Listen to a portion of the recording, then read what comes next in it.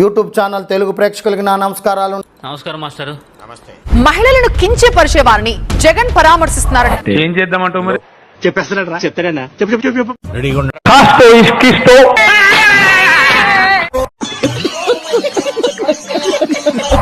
Jagan jail యాత్రలు చూసి ప్రజలు అసహించుకుంటున్నారన్నారు. అన్న జనాలు లేరన్న ఒకసారి చూసి మనం చూసాడుగా ఏంటి బాబా అన్న ఇంకోసారి అన్న జనాలు లేరన్న ఒకసారి చూసి మనం ఈ పార్ట్ మీరు సరిగా ప్లానింగ్ చేసుకోలేదా? మీరు ఇద్దరు బిగినర్స్ మిస్టేక్స్ ఇవన్నీ. ఏం మనిషి అయ్యా కదా.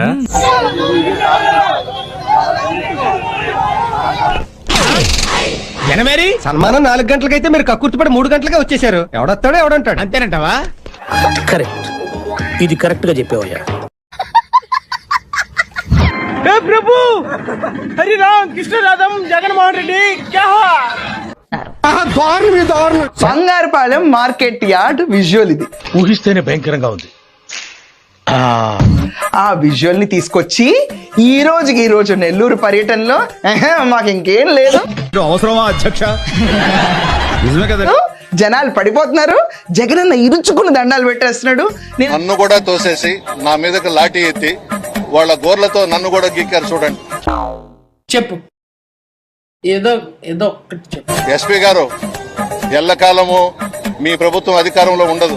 అన్యాయంగా మా వాళ్ళ మీద లాఠీ చార్జీ చేసినందుకు మీరు క్షమాపణ చెప్పాలి. ఏమిటండి మీరు మాట్లాడేది? నేను అనుకున్నాను అరే చూసి చూడకుండా కొంచెం పాపం ఆయన నడువు ఏమవుతుంది అనుకుంటే ఎక్కడ కనిపించట్లేదు.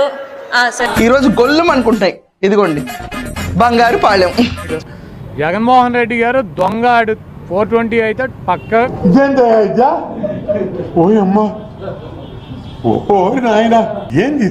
చూసారా ఇక్కడ ఏంటండి ఇదంతా? నిన్ను చూస్తేనే మనం రిలీజ్ చేసే వీడియోలో మనకి జనాలు రావట్లేదు. జనం సరిగా రావట్లేదు. ఇక నా పరిస్థితి ఏంటనే పరిస్థితుల్లో ఇరిటేషన్ లో పడిపోయినటువంటి పరిస్థితి చూపిస్తున్నాము.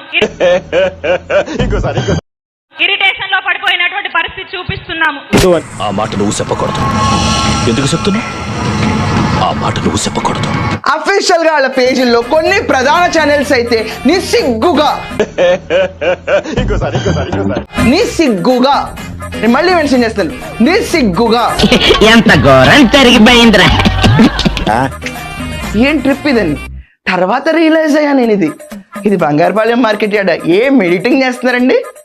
ఇదొక హఠాత్ పరిణామం, ఎవరు ఊహించినటువంటిది. తప్పు చేసిన వారిని సమర్థించడం నాయకుడి లక్షణం కాదన్నారు. మా రాజకీయం అంతే. ప్రసన్నను పరామర్శించి జగన్ దిగజారిపోయారన్నారు ప్రశాంత్ రెడ్డి. మీ మాట మీద నమ్మకం పోయింది సార్.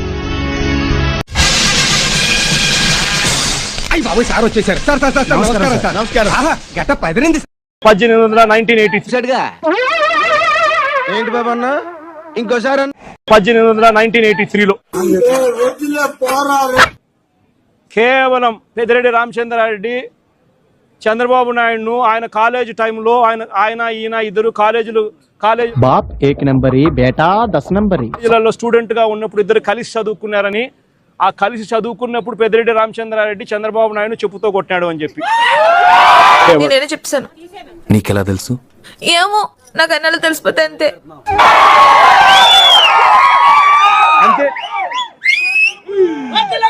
పెద్దిరెడ్డి నేను చూశానన్నయ్య, నేను చూసేశాను.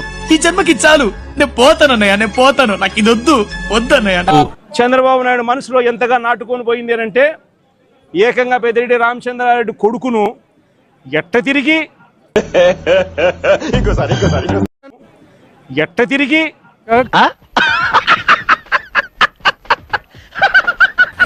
జైల్లో పెట్టాలా, పెద్దిరెడ్డి రామచంద్రారెడ్డికి మనక్షోభ కలిగించాలా అని ఎంత సేడిస్టిక్ గా ఒకటి అవునని చెప్పు లేదా కాదని చెప్పు, అది వదిలేసి రుబ్బిన పిండినే మళ్ళీ రకరకాలుగా రుబ్బుతున్నావు. ఆయన వ్యవహరిస్తా ఉన్నాడు అని చెప్పడానికి ఇదొక నిదర్శనం. ఇదే పెద్ద మనిషి చంద్రబాబు నాయుడు పేరుని నానిని ఏం మాట్లాడతాడు నువ్వు?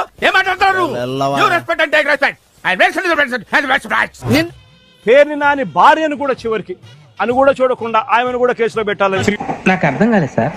చెప్పుకుని తీరాలి. చంద్రబాబు నాయుడు గారు మాత్రం నాని భార్యను అరెస్ట్ చేద్దామని చెప్పి ఎన్నిసార్లు కలిసినా మైండ్ ఏమైనా చెడిందంటే ఇంట్లో ఆడవాళ్ళకి అరెస్టులు చేయడం ఏంటి, తప్పుడు పనులని చెప్పని ఆయన నడుచుకుంటూ వెళ్ళిపోయారు. నాకు ఏ వాసన తెలీదు, నేను ఇలా బుక్ అయిపోతాను కల్లో కూడా ఆడుకోలేదు. నేను వస్తాను బాబు. ఆగు, నాకు నిద్ర వస్తుందండి.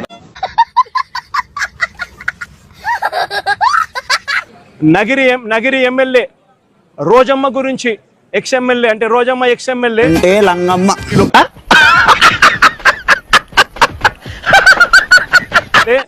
Sitting MLA Nagari Telugu Desam party MLA ఎలాంటి మాటలు మాట్లాడాడు. ఓయమ్మా చాలా చిన్న సెకల్లో వీళ్ళ చెప్పడానికి కూడా సిగ్గుపడే మాటలు, సిగ్గుపడాల్సిన మాటలతో రోజమ్మను హేయంగా మాట్లాడితే అంతా బాగానే ఉంది. ఆడంగి లేదవలు ఎవడో పిల్ల పిత్రేగాడు పెద్ద పిత్రేగాడు పెద్ద పిత్రే. ఇప్పుడు ఎక్కడ కొట్టాలరా నిన్ను? పట్టుకుంటే పని మార్గం లేదా? బాబో ఏం యాక్టింగ్ బ్రో. మా వీడియో మీకు నచ్చినట్టయితే లైక్ చేయండి, షేర్ చేయండి, సబ్స్క్రైబ్ చేయండి. సబ్స్క్రైబ్ కాదు సబ్స్క్రైబ్ అదే ఏదో చేయండి.